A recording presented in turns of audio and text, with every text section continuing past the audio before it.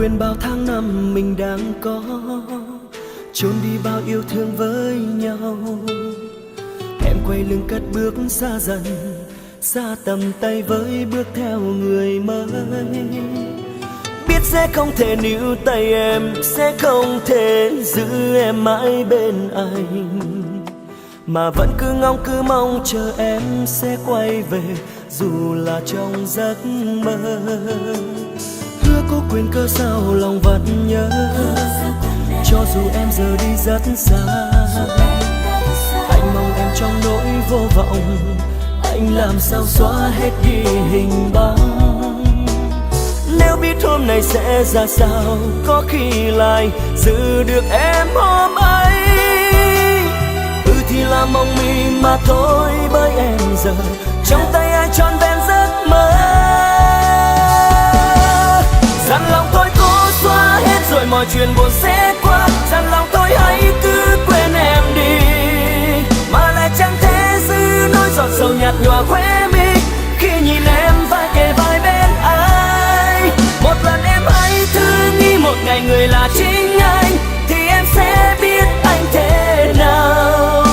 Em sẽ ra sao khi người yêu nỡ đành lòng vui trốn đi bao giấc mơ em luôn có tìm.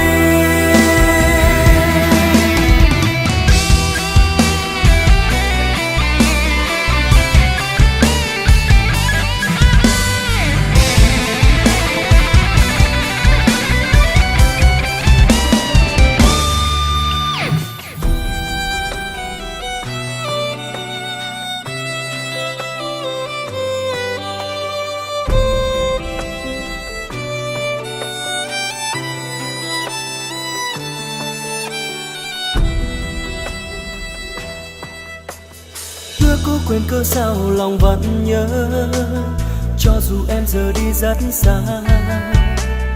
Anh mong em trong nỗi vô vọng, anh làm sao xóa hết đi hình bóng. Nếu biết hôm nay sẽ ra sao, có khi lại giữ được em hôm ấy. Thì là mong mị mà thôi, bởi em giờ trong tay ai trọn vẹn giấc mơ. Dặn lòng thôi cố xóa hết rồi mọi chuyện buồn sẽ qua, dặn lòng thôi hãy cứ quên em đi, mà lại chẳng thể giữ nỗi giọt sầu nhạt nhòa khóe mi khi nhìn em vai kề vai bên ai. Một lần em hãy thử nghĩ một ngày người là chính anh, thì em sẽ biết anh thế nào. Em sẽ ra sao khi người yêu nỡ đành